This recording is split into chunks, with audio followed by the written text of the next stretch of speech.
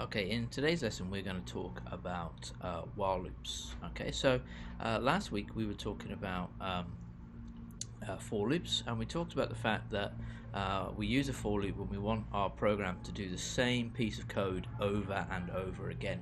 Okay, so when we want our program to repeat some piece of code over and over again, we use a loop.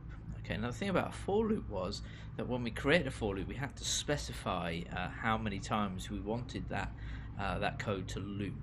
Okay, so if we wanted to output the words hello world 10 times, we could tell the computer for x in range, and we put in the brackets 10, and then we just put print hello world, and we're telling the computer to print hello world 10 times. Okay, now there are some situations where we don't always know how many times we're going to need to loop. So I can think of a situation, for example, where you're playing a computer game and it comes up and says, do you want to play again? Yes, no.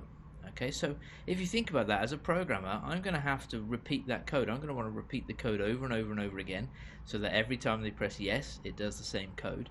But am I going to know how many times they're going to be repeating that code? No, I'm not, because I'm not going to know when they're going to select no, that they don't want to play again. All right, so in those kinds of situations, a for loop is not very useful to us, because there's no way for us to know how many times we need to loop. Okay, so in that case, in that kind of situation, we need to use a while loop instead. Okay, now, well, a couple of weeks ago we talked about if statements, and a while loop is quite similar to an if statement in the fact that the first part of a while loop is a test. Okay, and like in our if statement, that test or that statement is going to evaluate to either true or false. Alright, so you can think of statements like that. I can think of one now. I'm outside. Okay, is it raining? Well, that would be false currently. Okay, so that is a statement that evaluates to either true or false. Okay, and it's those kinds of statements that we're going to use in our while loop. Okay, and our while loop is going to keep looping while that statement evaluates to true. Okay, so I could give you an example from real life. I could say while it is sunny, work outside. Okay, and I could say it is sunny is true, so while that's true, I'm going to keep working outside. Okay, as soon as that becomes false, as soon as it's no longer sunny, I'm going to go and work inside. Okay, but so the little bit of code that I'm going to run inside the loop is I'm going to work outside. Okay, so those are the two parts that make up a while loop. Alright, we've got that statement that evaluates to either true or false, and then we've got the code that we want to run repeatedly, okay, until the test evaluates to false. Alright, now just like our if statement, we're going to put a little colon, okay, at the end of that statement that evaluates whether true or false, and then all the code that we want to run repeatedly is going to be indented. There's going to be some distance between the left hand margin and where the code starts. Okay, there's going to be a gap there. Okay, so here we can see the code. All right, you can see it as I've just described.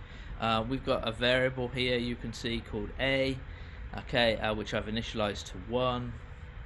And then we've got our while loop. Okay, so while is the keyword, that's what the computer is going to be looking for.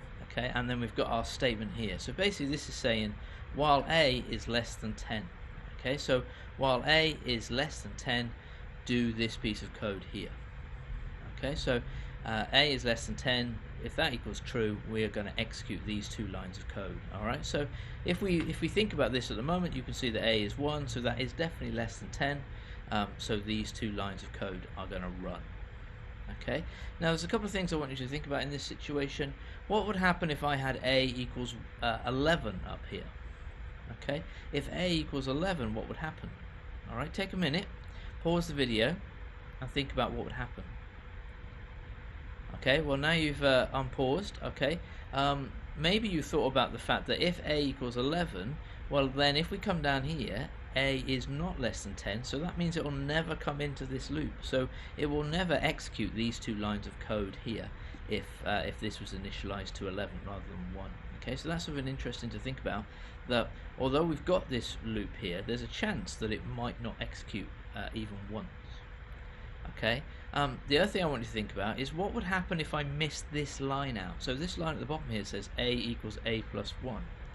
Alright, so again I'm going to give you a minute, pause the video, And just think about what would happen if I removed a equals a plus 1. Okay, well, hopefully you pause the video, and hopefully that you've realized that if I remove a equals a plus 1, then a will always be 1. So I would end up getting stuck in an infinite loop, because a would never be 10 or greater. So if a is never 10 or greater, then this loop will just keep on going for an infinite amount of time. Okay, so that's something we really want to avoid. All right, we do not want to create a situation where we are stuck in an infinite loop.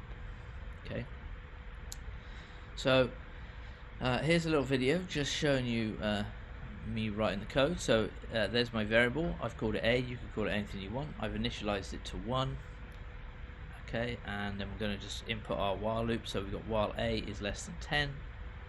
Okay, don't forget the colon. Make sure you remember the colon, and then note that I've indented. Okay, so I've pressed tab to indent the text so that it doesn't, so that it's all lined up. Okay, so we've got print a. It's going to print a, and it's going to a equals a plus 1. Okay, now I'm going to run it. All right, and what we're going to see is it's going to print all the numbers from 1 to 9.